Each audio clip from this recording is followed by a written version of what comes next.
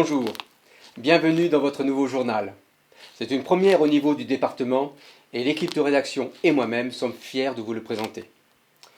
Bien sûr, il n'est pas parfait, mais nous l'améliorerons au fil des éditions. Alors, soyez indulgents. Rejoignons maintenant notre maire, Pierre Larieux, qui va vous dire quelques mots. Depuis plusieurs jours, un événement se préparait sur notre commune et j'ai le plaisir de vous en faire part. L'équipe municipale et moi-même sommes très heureux de vous annoncer le lancement d'un journal vidéo, un nouveau support de communication. Il paraîtra tous les 2 mois et vous aurez désormais rendez-vous avec l'actualité de votre commune. Ce journal, il vous est destiné à vous tous, Villardoises et Villardois. Et son nom sera le Canard Villardois. Vous avez besoin de savoir ce qui se passe sur votre territoire ? La rédaction du magazine, constituée pour l'instant de 7 élus, travaille à son élaboration, à sa diffusion, à son animation, pour vous donner satisfaction. Il est, pour autant, appelé à évoluer dans le temps en fonction de vos réactions. Le Canard sera présent sur les supports numériques tels que notre chaîne YouTube, IliWap et Facebook. Vous souhaitez être informé, alors connectez-vous et bonne visite sur notre site. Connectez-vous. Merci Monsieur le maire pour ce lancement officiel. J'en profite pour vous rappeler que les vœux du maire et de la municipalité ont été une nouvelle fois enregistrés en vidéo pour raisons sanitaires. Ils sont toujours visibles sur le site de la commune, sa page Facebook, IliWap et directement sur la chaîne YouTube dont l'adresse apparaît en bas de votre écran. Suivez votre chaîne locale en vous abonnant. Enchaînons avec un point sur les réalisations en cours. C'est désormais effectif. Après de nombreuses démarches et discussions, les services de la Poste seront à nouveau accessibles au cœur du village avec la mise en place d'une agence postale communale dans les anciens locaux. Les travaux ont démarré en ce début d'année. L'accueil de la mairie en profitera par ailleurs pour s'installer au rez-de-chaussée. Nous retrouvons Monsieur Pierre Larieux pour plus de précisions. Bonjour Monsieur le maire. Alors première question, quels services de la mairie seront transférés au rez-de-chaussée ? Eh bien, pour faciliter l'accès aux services de la mairie, nous avons décidé de les déplacer du premier étage au rez-de-chaussée, d'une part pour une meilleure accessibilité et pour permettre également à y intégrer un nouveau service qui est une agence postale communale. Donc vous trouverez au rez-de-chaussée, derrière moi, qui est en travaux d'ici quelques mois, le service d'accueil généraliste, l'état civil et tout ce qui est relatif à la gestion des pièces d'identité. Et concernant la Poste, que pouvez-vous nous en dire ? Cela fait maintenant 2 ans que notre bureau de poste est fermé suite à une attaque au gaz sur le distributeur automatique de billets.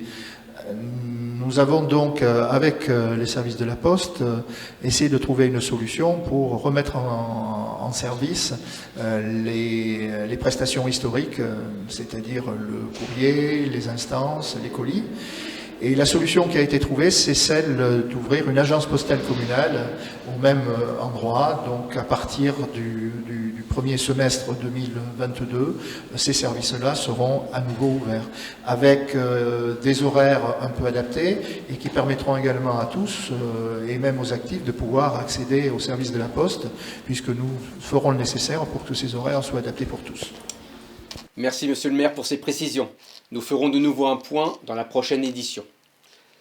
Maintenant, je vous propose en images la réfection du chemin le long de la Chalaronne, la création de nouveaux WC publics et le centre de vaccination.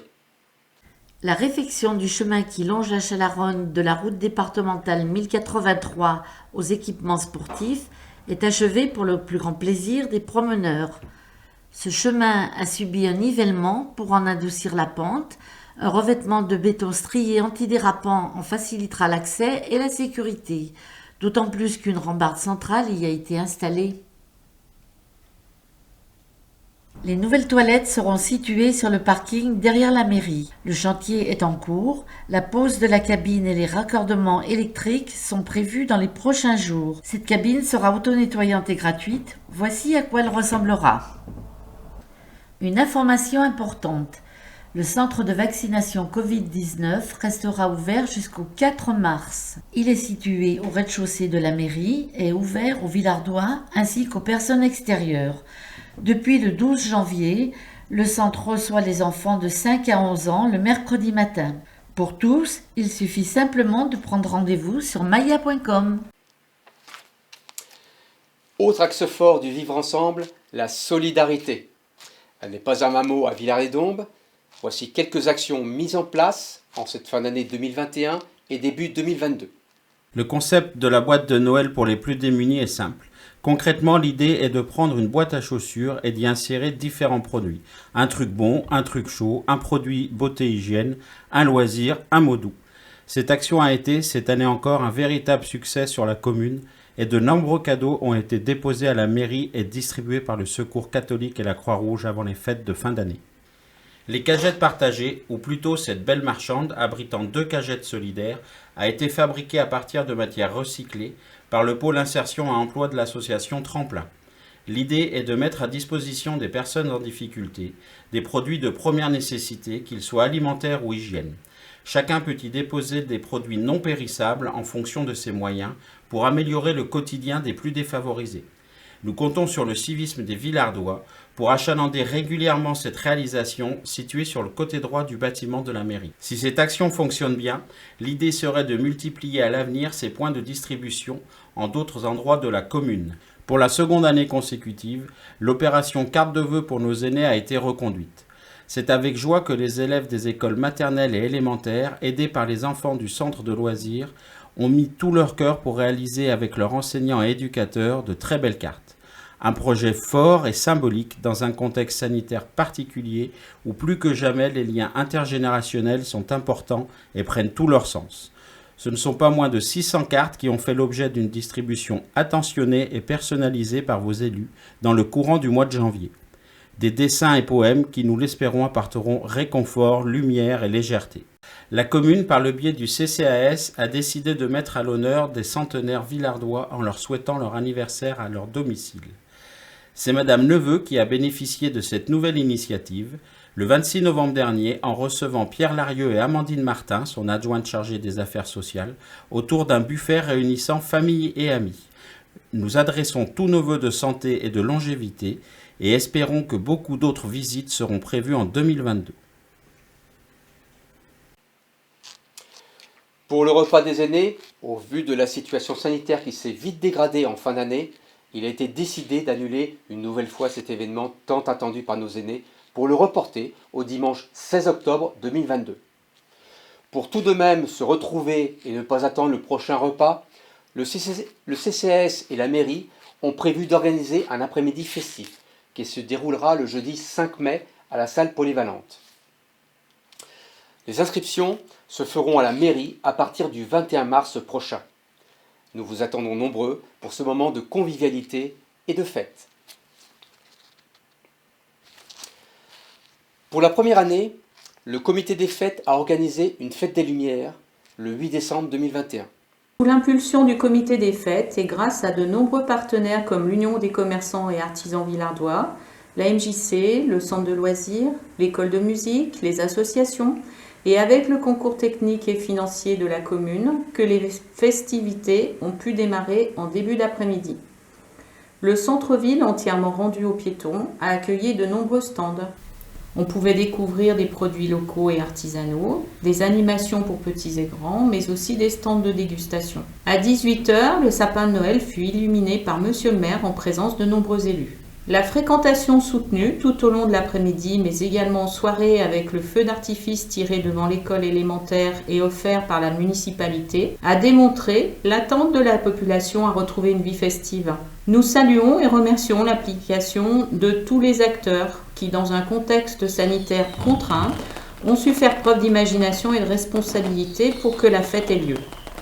Une manifestation extérieure dont le vif succès augure déjà d'une édition 2022 très attendue.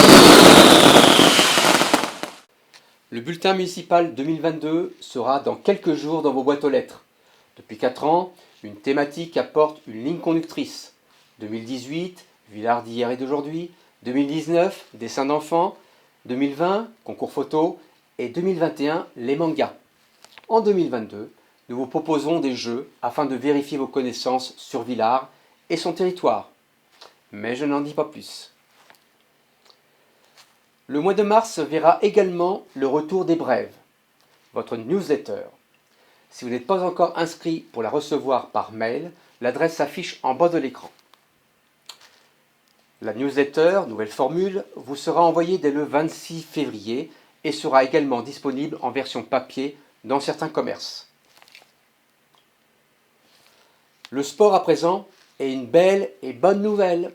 La course du Haut-en-Dombes, organisée par l'association Courir en Dombes, aura lieu cette année à Villars-les-Dombes. L'association Courir en Dombes avait depuis des années la volonté d'organiser la course du Haut-en-Dombes sur notre commune. La complexité était de trouver un parcours sans trop de routes goudronnées. La persévérance du bureau a été payante. Pour sa 10e édition, la course aura donc lieu sur la commune de Villars. Elle partira du camping Le Nid du Parc et en traversant la Chalaronne par un moyen inédit, rejoindra la réserve du Parc des Oiseaux. Au total, 12 km. Les enfants et les marcheurs ne sont pas en reste, avec un parcours d'1 km pour les plus jeunes et une marche pédestre de 6 km. Pour plus d'informations, consultez le site de l'association. À vos baskets, rendez-vous le 27 mars à partir de 8h30. Un bel événement, il ne reste plus qu'à vous inscrire. Je pense que je vais me laisser tenter, ne serait-ce que pour la beauté du parcours. Une autre date à noter, celle du don du sang. Faire un don du sang à l'hôpital ou dans un centre de collecte itinérant a un seul et unique objectif, sauver des vies. Cela concerne les malades qui attendent une transfusion sur leur lit d'hôpital, les personnes blessées, accidents de la route, accidents domestiques. Un don du sang peut sauver des bébés, des enfants, des adultes. J'espère vous retrouver pour la prochaine collecte prévue le 2 mars 2022. Maintenant, retrouvons Nathalie Grimal, responsable de la médiathèque, accompagnée de Barbara Liénard. Ensemble, elles vont nous présenter le programme des animations à venir. Bonjour mesdames. Bonjour. La médiathèque est un lieu culturel qui vous accueille 18 heures par semaine. Vous y trouverez des livres, des CD, des DVD et des magazines, 2 postes informatiques avec accès Internet et nous vous proposons également des animations tout public. En février, nous accueillerons Anne Thégarde, qui est notre conteuse professionnelle. Elle vient raconter un samedi par mois des histoires, des contes, pour les petits et les grands. La prochaine séance aura lieu le 12 février, à 10h pour les enfants de 2 à 5 ans et à 10h45 pour les enfants à partir de 6 ans. En février, nous vous proposerons aussi un atelier d'écriture qui est animé par Marie Vika, biographe, consultante en écriture, et qui vous propose de venir jouer avec les mots. Avec elle, c'est le plaisir de partager les mots autour de l'écriture, de la lecture, de créer des textes dans un laps de temps imparti et de suivre aussi un thème, un sujet. Vous pourrez laisser libre cours à votre imagination et aussi découvrir des textes et des auteurs. Cet atelier se tiendra le 19 février à 9h, je crois, le matin. En mars, à la médiathèque, vendredi 11 mars à 19h, venez rencontrer et échanger l'auteur indinois Jacques Bernard, qui viendra nous présenter son dernier roman, Mais ce jour-là, je me suis tue, qui est une correspondance entre 2 amis et qui révèle des secrets familiaux et des secrets de guerre. Nous retrouverons le lendemain, samedi 12 mars, notre conteuse Anne Thégarde pour une séance pour les plus jeunes, des récré-à-contes, dès 10h pour les 2-5 ans et à partir de 10h45 pour les plus de 6 ans. La semaine du 16 mars, ce sera l'occasion de fêter le court-métrage, le film de court-métrage. La médiathèque vous proposera 2 séances, une séance pour les plus jeunes le mercredi 16 mars à 18h et une séance pour les adultes le vendredi 18 mars à 19h. Qu'on soit cinéphile ou néophyte, jeune public, famille ou passionné, eh bien cette fête permet à tous de découvrir ce genre un peu particulier qu'est le court-métrage, au travers de différentes projections. Et pour finir le mois de mars, nous vous proposons un spectacle tout public, le mercredi 23 mars à 15h, un spectacle artistique proposé par la Scène du Troy, et ses deux artistes. Ce sera une expérience artistique à partager en famille où on va s'initier à l'histoire de l'art grâce à un récit surréaliste et poétique et également par la pratique en modélant l'argile. Une sensibilisation à l'univers d'Alberto Giacometti. Pour finir, parlons cinéma. Nous avons la chance d'avoir une belle salle dans notre commune. Profitons-en. Voici les prochains films à l'affiche. N'hésitez pas à vous inscrire sur le site du cinéma. Cela vous permettra d'avoir la programmation régulièrement. Il est malheureusement temps de se quitter. Je vous invite à utiliser l'adresse mail qui apparaît en bas de votre écran pour nous aider à améliorer le contenu, fournir l'actualité de votre association, bref, pour communiquer avec nous. La rédaction et moi-même vous remercions de votre attention et nous vous disons au revoir. Et surtout, prenez bien soin de vous.